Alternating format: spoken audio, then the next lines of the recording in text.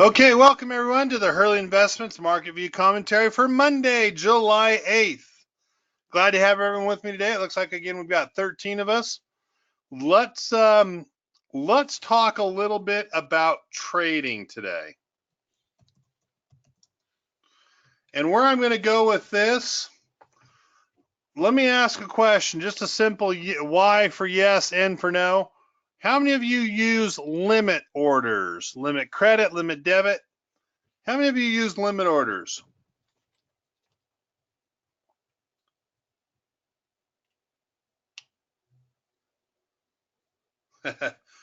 All right, pretty common, pretty self-explanatory there. I see a couple no's, but most of you are saying yes.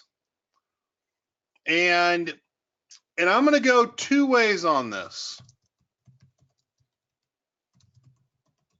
Limit orders. If you are trying to scalp a nickel, stop it. Plain and simple. I think I've told most of you this story before. I have been in times where I was trying to scalp like a nickel on Apple, and I didn't get my order filled. You've heard it before.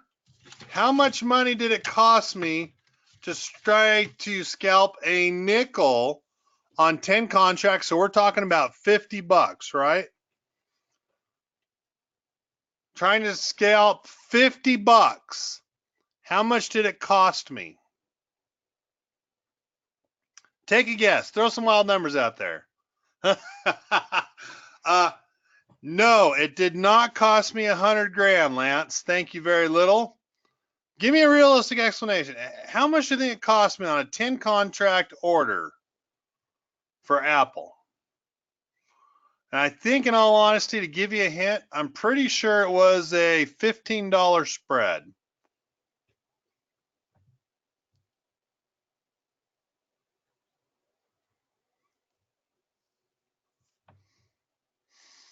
David says 10K. Close, David.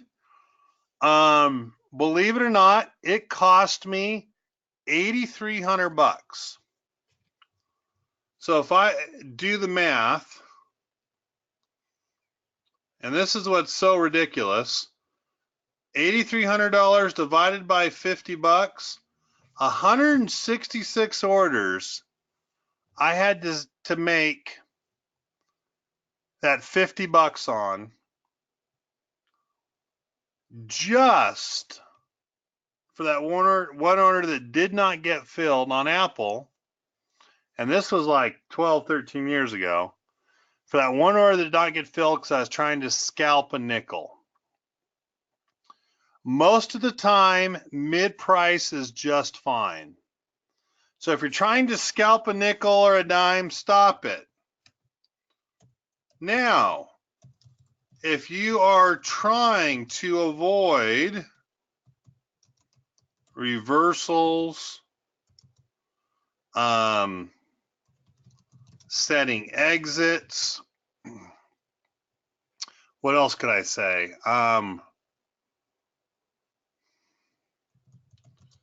Giving the limit a little leeway.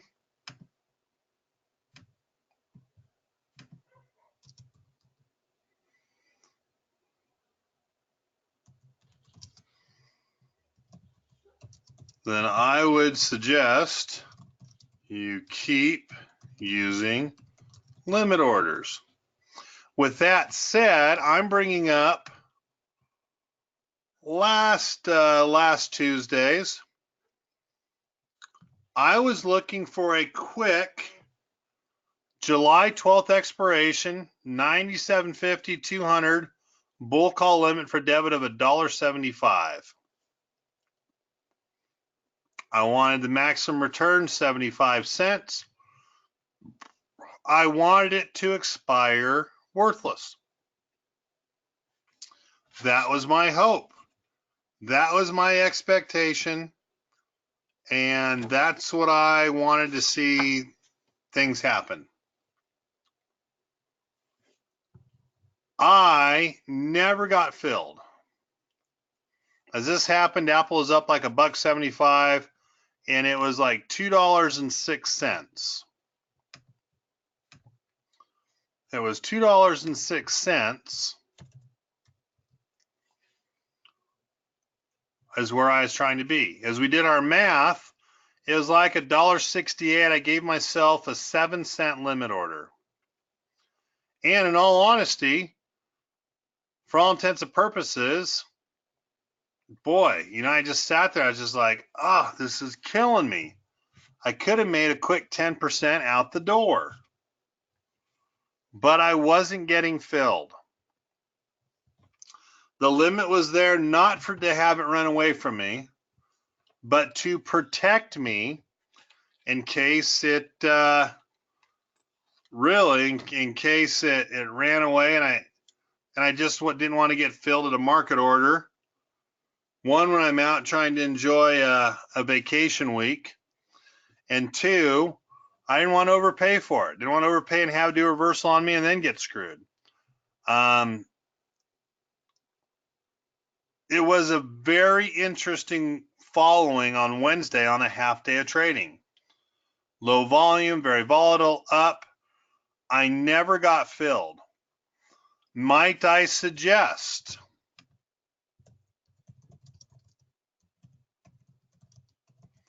that you never use a good to canceled limit order? It doesn't make sense for you to have it sitting there indefinitely. Most of the time, if it doesn't get filled, it's because it ran away from you. Or if it does get filled at a much better price, it's going for a reversal. When you use a limit order, I hope you're not letting it open at the open and just get placed. I hope you're following it at the open. I hope you're up a half hour early to make sure that it's still a good trade. With that said, my little alert came back on. And if you take a peek here, I am back to where my limit order on Apple is in that $1.60, $1.75 range.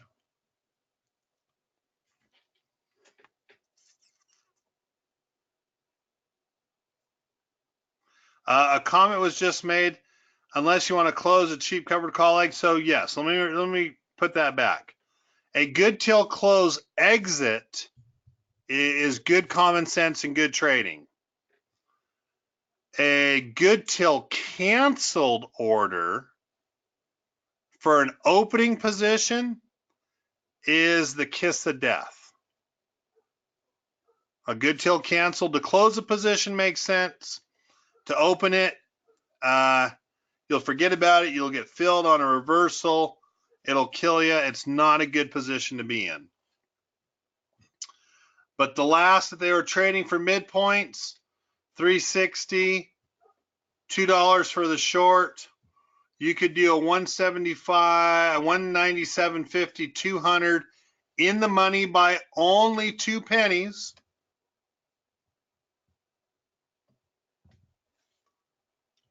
It's only 2 pennies there, and it is a fabulous position to be in. And obviously, it looks like 200 is holding. So if I see it tomorrow, I might be in a 4-day trade for that 50% return. So it was interesting to have it come up, and I just thought I would bring that up as a point of teaching or a point of reference for today. So for some of my people that like some of the trades or some of the trade findings and adjustments, pretty interesting to see some of these happen. Also, obviously, a pretty good year, still up 50% on the year on the $27,500 account that I had. The bad news is I've taken out about $18,500 for crap that I'm doing this year. So yes, the initial amount was $27,500. I've got a $13,485 gain, basically 50%. The account is down because I've taken money out, so don't think I'm up there to 65%. That is not correct. I'm at a 50%, and I just keep buying crap, unfortunately. So that Apple bull call for the second time, it's held 200. We should see a bounce tomorrow. I will try to get that July 12th 197 200 bull call filled, and we're going to run with it from there. We're going to see about getting 75 cents or 80 cents on a $1.60. $1.75, I still be okay with 75 cents. I am looking to have this expire worthless. That is my goal. All righty, with that said, second thing, found it very interesting. A comment was made to me in regards to collar trading.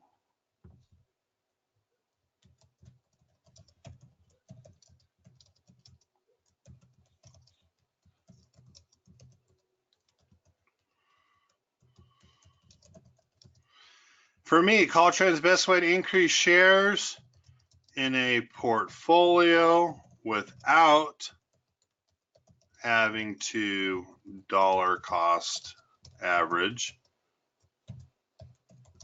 bring in more money to the portfolio, because you can dollar cost average without adding more money to the portfolio. And it is also the best long-term investment strategy to weather the market storms.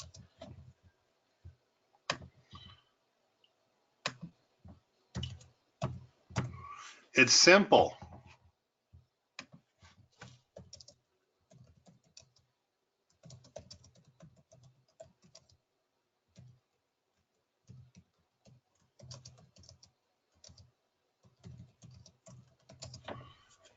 It's a simple way to be profitable in an 8 to an 18% profitability in a 2008 year. Why am I pushing collar trading?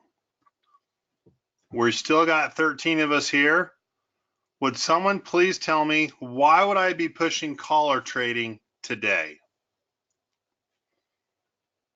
Why would I tell you, if you want to grow a portfolio, the best way to do it is collar trading today?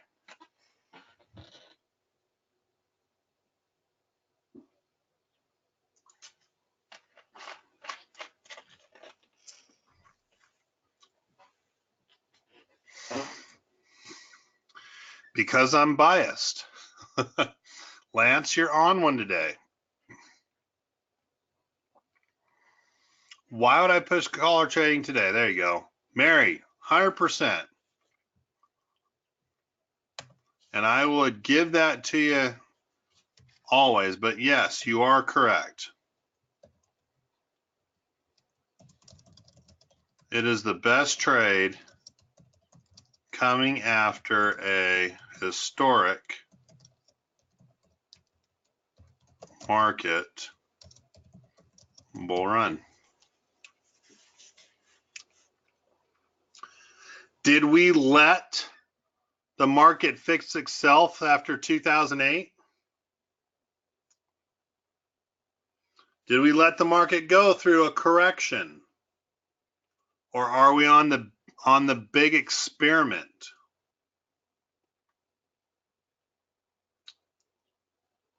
Will it work next time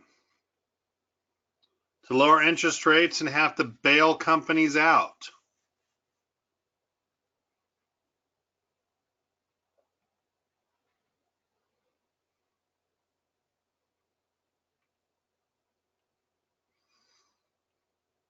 We QE'd,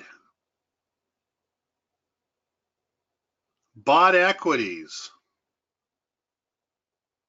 lowered interest rates. We threw everything, bailed companies out. I believe we did not take our medicine from 2008. My belief is that when you mess with the market in that regard, you are looking at a need to play catch up. You're looking at a market that's going to have to correct itself in some way, shape, or form in the future. You're going to look at a market that, for all intents and purposes, has to reset itself.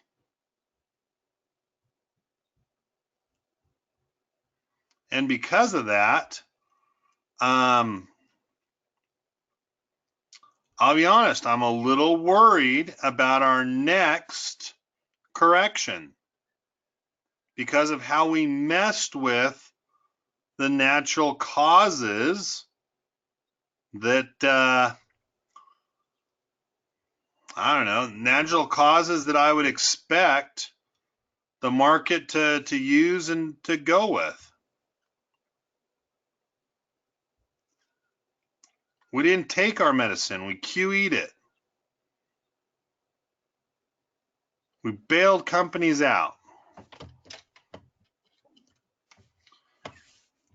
I'm excited for our big next market correction. I'm really excited for our big next market crash. That's going to be a wildly profitable opportunity for the Hurley Investments clientele. And now that I've been through it once before, I'm kind of chomping at the bit to have a second opportunity where I found out what worked so well before to be able to use it now with some experience. I've experienced a market crash. I got lucky and I started putting more protection as it broke support levels. I'm ready for our next market crash. And the best way to do it, yet still participate in upward movement, is through the collar trade. To make huge amounts, like on Baidu, I have a lot of shares of Baidu to put back into people's accounts. Kind of excited to see things happen and to be able to put the money to work. If you ask me where I think we're going to go this week, I don't know. And I really don't know because of our economic reports. We have FOMC minutes and Powell testifies in Congress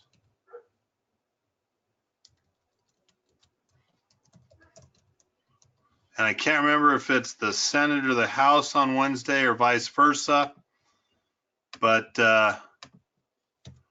we've got Powell testifying Wednesday and Thursday, which means who knows what's going to happen.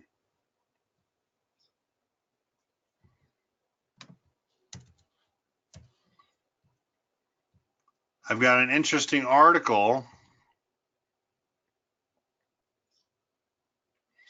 A week ahead of Powell's testimony could make or break the stock rally. Fed Chair Jerome Powell testifies for 2 days before Congress in the week ahead and has a chance to reinforce the Fed's position on interest rate policy. I would be leaning towards the fact that he's going to finally get it.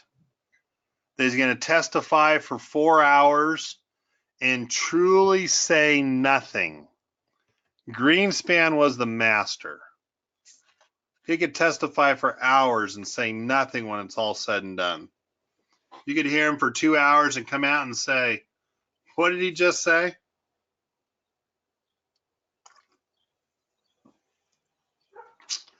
I don't see a rate hike coming in July.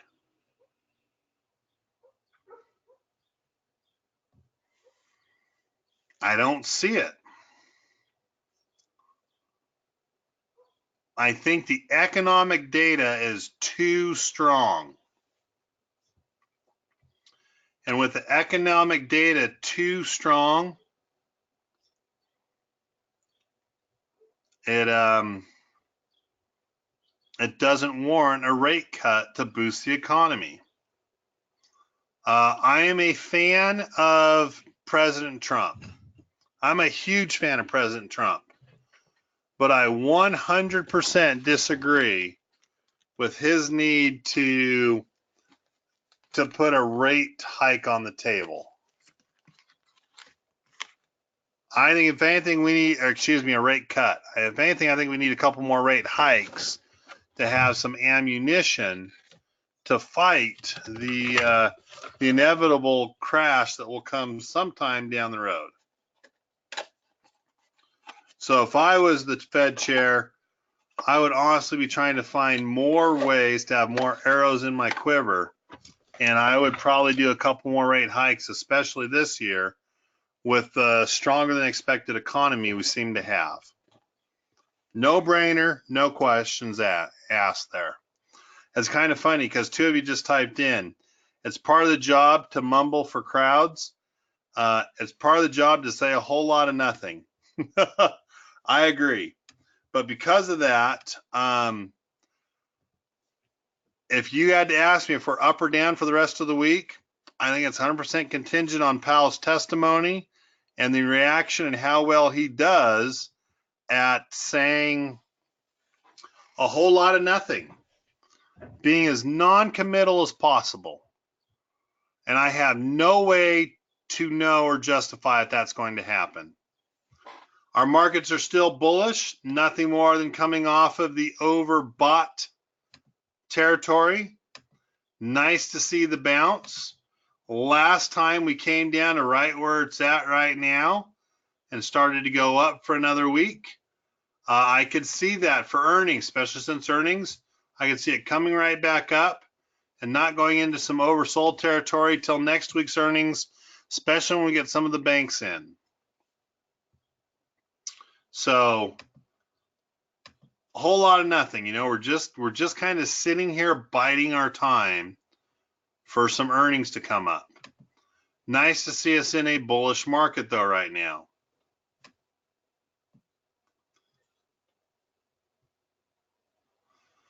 I don't think on the current interest level he has anything to say. I wouldn't think so at all, except that Trump is obviously expecting him to cut rates, and the market priced in a 75% chance of a rate cut happening as early as July. I just don't see it. That's bound to disappoint markets, but I'm going to get back to that here in a minute. All right, let's see here. If we go to the S&P, bullish, same scenario, just coming off a little bit of an oversold. NASDAQ, same scenario, just bouncing off that overbought level, not oversold by that, just oversold in the S&P. We're coming off that overbought level. Same thing with the NASDAQ. Just taking a pause or breather. I would really like to see us build a base before earnings that technically are starting next week. If you ask me where we're going to end July, and take a look at the S&P really quickly, I'm looking for 2.5%, which means sitting at, for all intents and purposes, right where we're at right here. I'm looking for us to get up to that first pivot point, that first almost a standard deviation past performance. I'm looking for 30.27, 30.35-ish. is that pivot point range, maybe even 30-50-ish, where we're just going to move there 100% due to earnings. So if you were to ask me, why am I suggesting a 2.5% raise? That's my expectation. A comment was just made. What will it change if it stays or lowers a quarter point? Economy won't change. So it's not about the economy. It's about meeting market expectations. Really? Does a quarter point matter one way or the other? Not a whole lot, but it's managing expectations. And expectations are rather high. Earnings this week, PepsiCo tomorrow, WD-40, Kraft Heinz and Bed Bath & Beyond, Delta Airlines and Fastener. Not a whole lot. More earnings are coming up the following week. Consumer credit today up 17.1 billion, not the 17.5, but consumer credit is still rather high. Again, FOMC minutes on Wednesday. We have our inflation for Thursday and Friday. Powell will probably take precedence. Also, internationally, on Wednesday, China also has the CPI, PPI. That will most likely move our markets for our futures on Wednesday morning, and then on Friday morning, China has its trade balance. That will also most likely move our futures. If you ask me how I'm looking to trade, I'm preparing for earnings. Adding long puts. I've also built my list where I already know Apple reporting on 7:30 after the market close.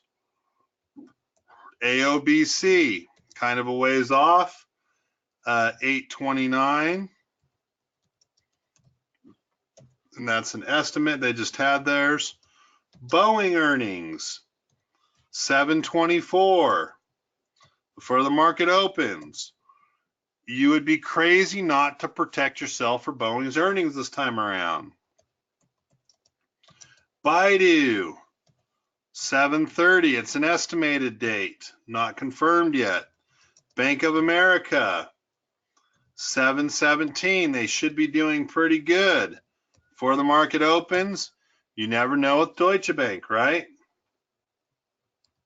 CVS, 8:08, and it's estimated. CVX, Chevron, 8:02 before the market opens. We had Disney, 8.6 estimated, haven't confirmed it yet.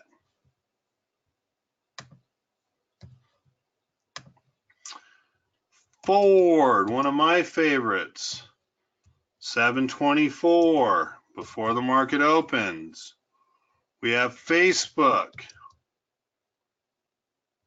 7.24 after the market closes. FCX, 7.24 before the market opens. Marathon Oil, 7.31 estimated.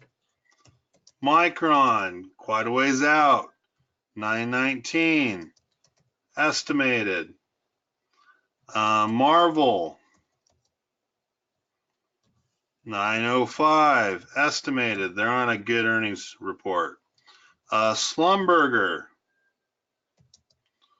7.19 before the market opens. Visa, 7.23 after the market closes. Zions Bank, 722 after the market closes. I would expect banks to do really well. I will probably go slightly out of the money for bank protection, at least out a month so I can create some bull calls. I would expect technology to do relatively worse or bad. So what am I looking to trade? I'm looking to trade in a way that, for all intents and purposes, is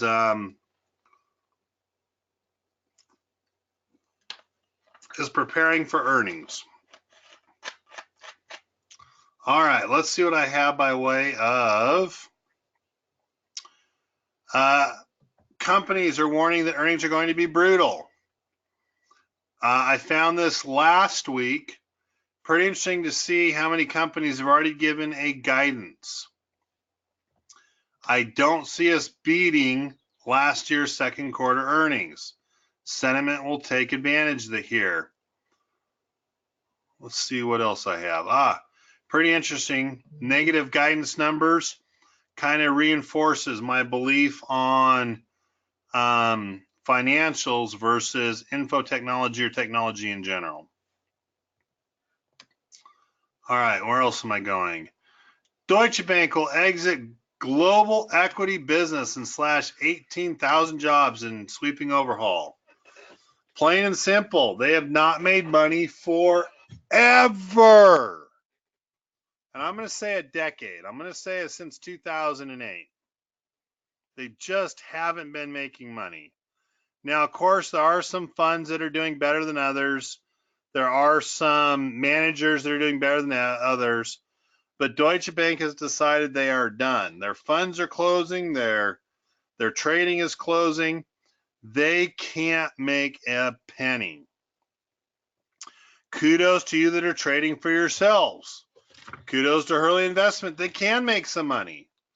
We're doing better than one of the biggest banks in the world, and they're going to slash something like 18,000 jobs gone. Sweeping restructuring to get rid of a negative division of their company. And I'll be 100% honest with you. I'm laughing all the way to the bank. They blew it. Really interesting article. Chinese stocks are buy even without a trade deal, says top emerging markets fund manager. I like the points he's bringing in here. Obviously, he's saying it because he is an emerging markets fund manager, so he's trying to push his markets and his positions higher. But really, I like the data that he's put together. Good data, justifies where he's coming from. I like it. I like it very well. Gives me some hope on NVIDIA and Baidu, to be honest with you. I would not necessarily go into global equities, and I'm going to go over that next week. We have the week ahead in Powell's testimony before the stock rally. And obviously, for most Americans, 1.7 million is the magic number for a retirement number because we're all too damn greedy and spend too much. I'm included there. So with that said, questions. What questions do you guys have? What questions can I answer for you?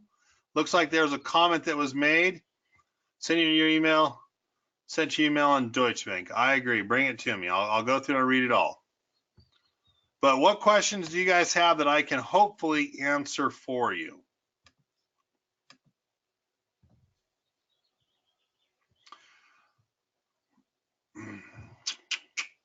Type them in. Let me know where you're at.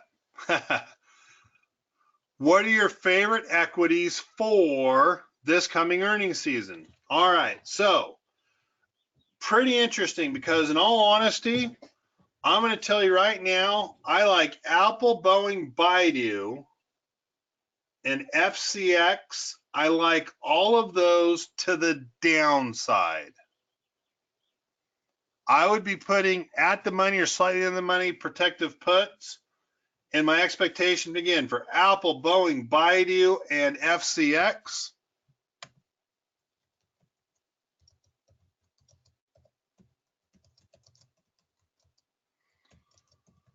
All should tank. And what I mean by that, it would not surprise me to see Apple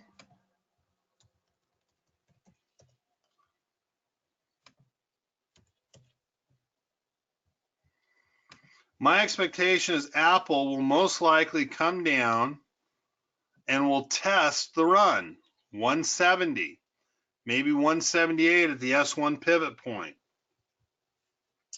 My belief is they probably will not have the best numbers on their iPhones, and people are too stupid to understand their services, which is their cash cow right now, iCloud, apps, those kind of things, will be a ridiculous 12 to 14 billion dollar number. So due to the stupidity of the market, they'll get hit on their iPhone sales, slightly missing their numbers, and people are too stupid to see that their services is their cash cow running up. Boeing. I think Boeing goes down and tests the 330 level. Planes are not going to get out end of this month, probably not going to get out till September, most likely the end of September.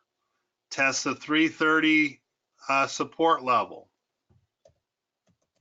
Baidu, China deal.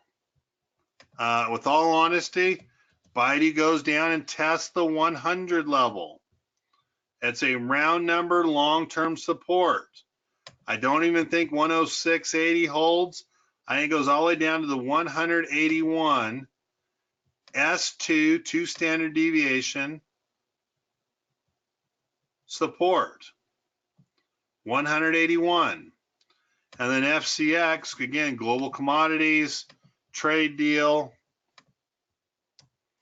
It's not all about gold and silver here. It's precious metals in general.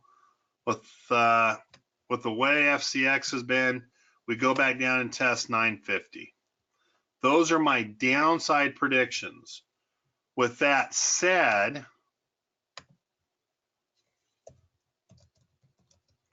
I like Bank of America, Zion, JP Morgan. I think the banking should do relatively well. What else would I think would do well? CVS, the pharmacies, which would be Walgreens Boot Alliance as well. I think CVS has an edge over them. Obviously, I like Disney. Visa's my favorite. You can stick MasterCard in there. You can Discover Financial Services. Should also do good.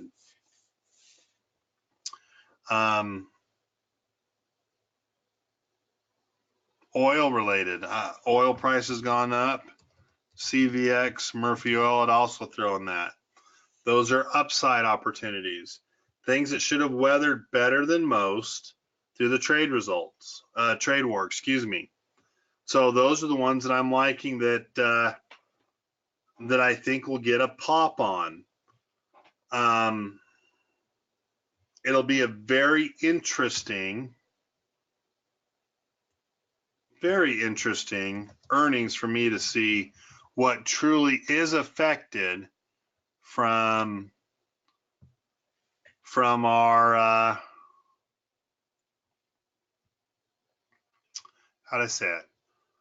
It's interesting to see what's truly affected by this trade war. A couple comments just came in. Apple, 50% revenue is iPhone, services 17, so there's a concern for a reason. 100% disagree. I'm talking about profit. I don't care about revenue. I want to see $14 billion of cash on hand.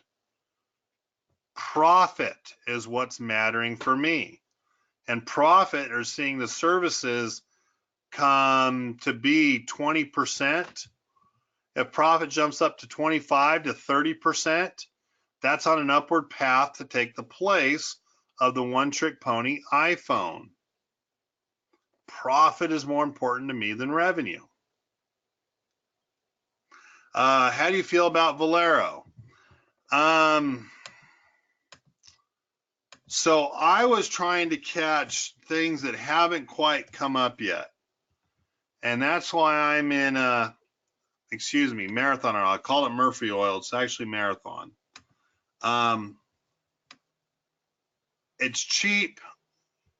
There's some upside opportunity there. I like this opportunity.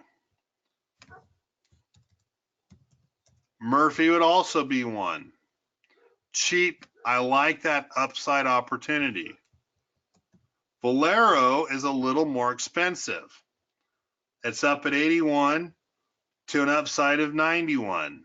You know, there's a 10% opportunity there, not a 33% in the last 6 months. ConocoPhillips, I think, falls in this category. 59 up to 70. There's a 15% upside there. Not bad, but again, when you look at Murphy or Marathon, significantly cheaper, an opportunity to go from 1350 up to 1887.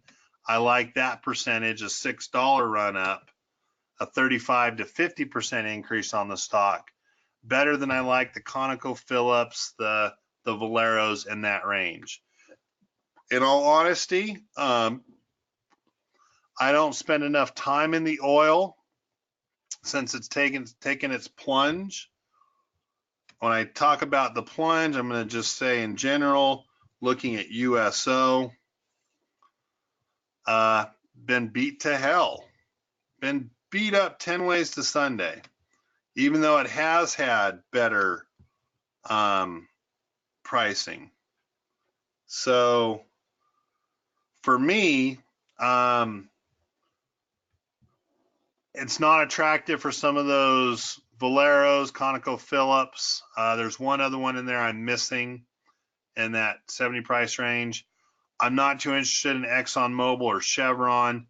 I'm looking for those opportunities that seem to be Murphy oil and Marathon oil. So good question.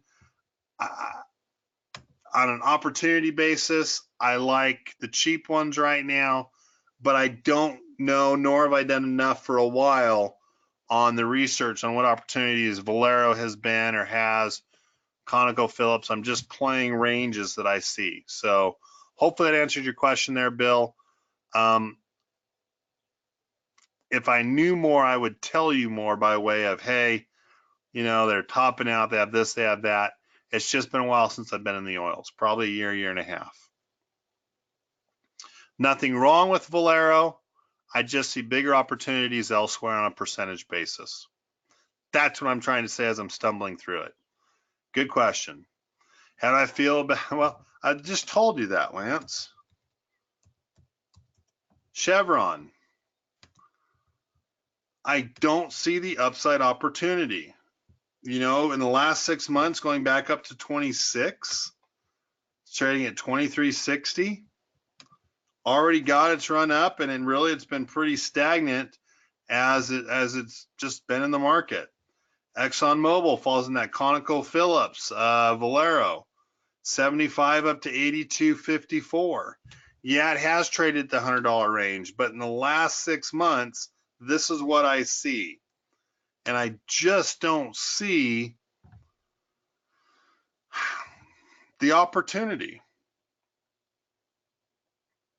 I think it's got caught up in global demand, global fighting. I don't know. I guess I'm a WTI kind of guy right now. I'm looking to see exporting where we're going. I'm looking to see some of these other ones that have a cheaper entry point with a higher percentage possibility return. So again, you just asked about the two giants, Lance. Same answer as Bill. I'm just looking for a different kind of return. And that's where I'd be in Murphy oil or Marathon oil. Be pretty dang cool to see a 50% return just getting up to 6 month highs. No worries. No reason to apologize. Maybe I'm not stating it as clearly as I should. In fact, for all of you, never a reason to not ask a question. And if I get on a little my high horse here, Bill will be the first one to tell you. It's always fun to say, Kevin, take a pill and chill. Relax, Kevin. But any other questions you guys have?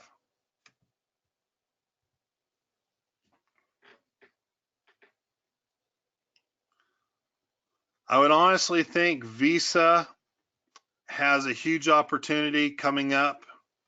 I really like Disney. I think it has a huge opportunity with its movie lineup coming up. I like Ford. I think Ford still has a huge opportunity. I like Facebook. I think they show a profit. They're back above 200. Bank of America is a good one. CVS, I'm not too high on. Micron's already had its run. It's kind of going through. Where's it fairly priced? Marvel should keep going up. Zions Bank, I think, has an opportunity, but it's a regional, and it hasn't really taken off like I'd expect. Do I believe tech has no big opportunity right now? Correct. I think tech has no big opportunity right now because of the trade war. I think the number one market to sell into is China, and that hurts U.S.-based companies. I think with the trade war, the blacklist, tariffs, it hurts outside countries trying to sell into the United States. So I really don't see it. I'd be wary of an AMD after its big run up. Let's take a quick look at the chart on AMD. Component parts, I just don't see it. AMD had a fabulous earnings, higher demand. I think that higher demand was a blip. For that reason, in all honesty, if you look at a chart, their earnings were probably up at that, the 29 running up. I don't remember where it really came to, but they had a pretty good run up, couldn't sustain it, came right back down. So I just don't see an opportunity in technology right now. In fact, I'd be telling you, if you're playing a technology, look for a bounce downward. Healthcare. I don't see the opportunity in healthcare. And healthcare comes right back down to the pre-announcements.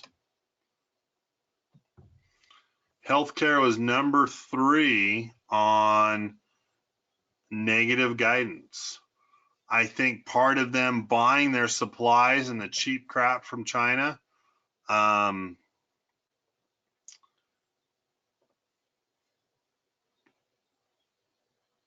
they say Trump's his steel and dues are making a direct hit on the healthcare industry, impacting about 1.8 billion worth of medical imports. So yeah, I don't see healthcare.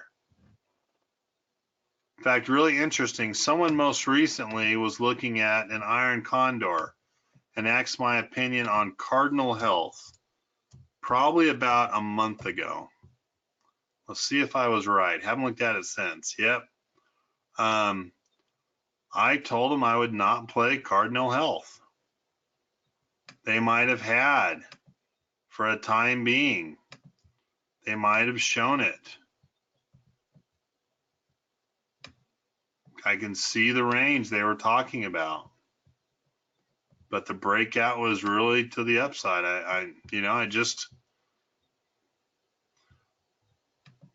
I don't know how you place a stagnant strategy on today's volatile markets. I just don't see it.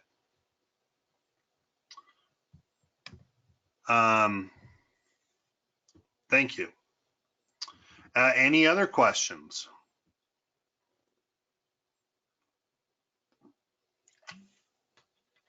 Guys, have a wonderful evening. Have a wonderful week. My pleasure to spend this time with you.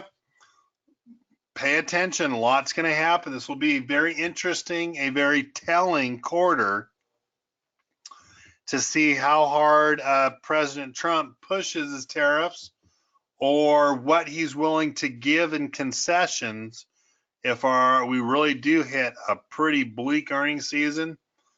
You see President Trump judge himself by the stock market. This will be an interesting read on how much we're going to give by concessions as we renegotiate our trade deal. Everyone have a wonderful evening. Tomorrow, most likely Kiev will be doing the trade findings and adjustments. If for some reason you think you are not registered for it, send me an email. I'll get to work on that for you and make sure that you are. And guys, have a wonderful rest of the week. Talk to you Thursday morning for the second session of the trade findings and adjustments, 10 o'clock Mountain Standard Time on Thursday. Tomorrow, Kiev Bybee will be covering the 6 p.m. Mountain Standard Time trade findings and adjustments. Have a good evening, everyone. Talk to you Thursday. Bye-bye.